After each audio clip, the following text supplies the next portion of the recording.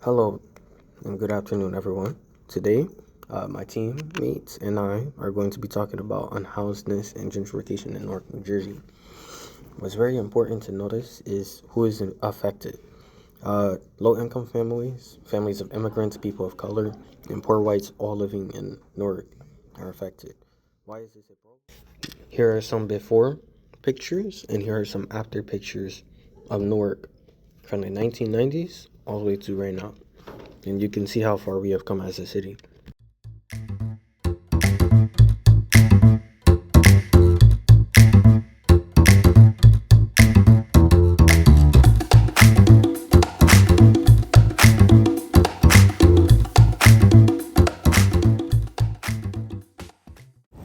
In the graph above, with the population of Newark by race, we can see that there's a large amount of blacks.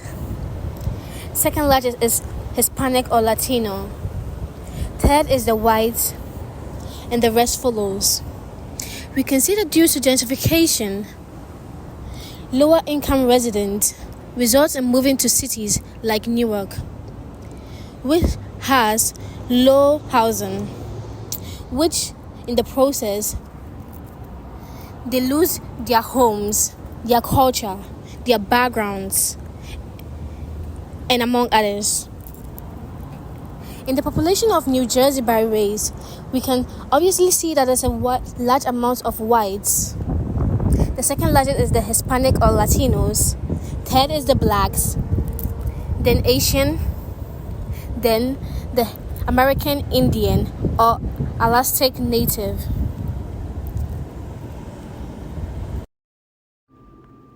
Unhoused people in Newark have negative impacts on the environment, as it leads to unmanaged waste, which brings pests and harms to the community and their personal health. Many tend to perceive unhoused persons as dirty, lazy, but in reality, they are subjected to this as the rate of affordable houses are decreasing as new luxury buildings are being built. Shown in the graph above is the population by race of unhoused persons in Newark. As you can see, Black and African American individuals make up the largest portion, and Hispanic and Latino individuals represent the second largest group, while white, Asian, and other racial groups make up smaller portions of the homeless population. This data highlights significant racial disparities in homelessness, with Black and Hispanic populations being mostly affected.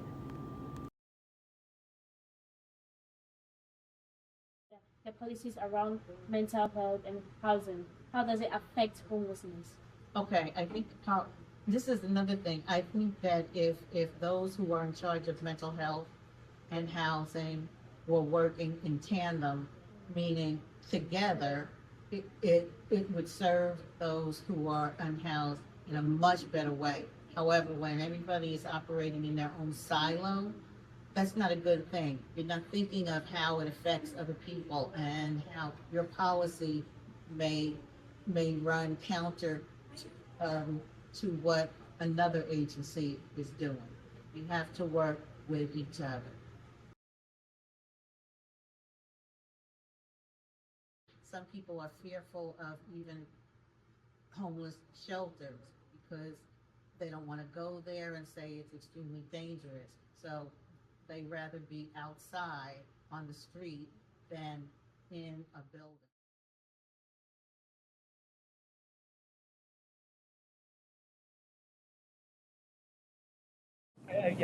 That's I think like one challenge with like urbanization. I think gentrification we talked about a little bit, where it increases you know living costs in a particular area, and so people who've lived in the Newark area for years, for decades, um, end up getting priced out, and so like their whole lives might be oriented around like working at a particular company or a particular industry, and if they don't have anywhere to live, but that's like their revenues, their livelihood is tied to that.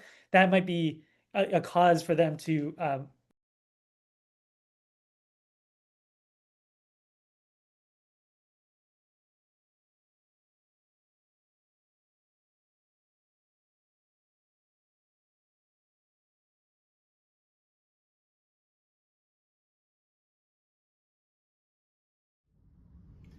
I think I want to answer the first part of your question about how I feel about the gentrification, because I there's times where I'm walking downtown Newark and I'm like, I don't recognize this city, and I almost sometimes I feel like a stranger here.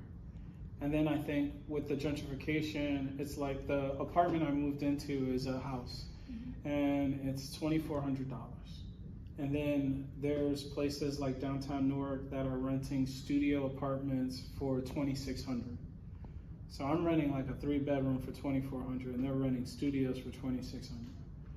Like, that doesn't make any sense. But you know, New Yorkers are paying for this, and so what you're seeing is like everybody who used to live in these areas are getting pushed further out because they can't afford to live in the downtown area. They can't afford to live on Halsey Street. So, you know, and all of these new buildings are going up. Every empty lot that I see, it happens to be a new luxury apartment building. But then if you're like, the minimum rent for a 1-bedroom is close to $2,000 a month, like, who can really afford this? And then when you look even deeper, the average household income for the city of Newark is $45,000. So if your rent is $2,000 a month, so over the year that's $24,000 a year. If you're making $45,000 a year, more than half of your money is going to a place to live.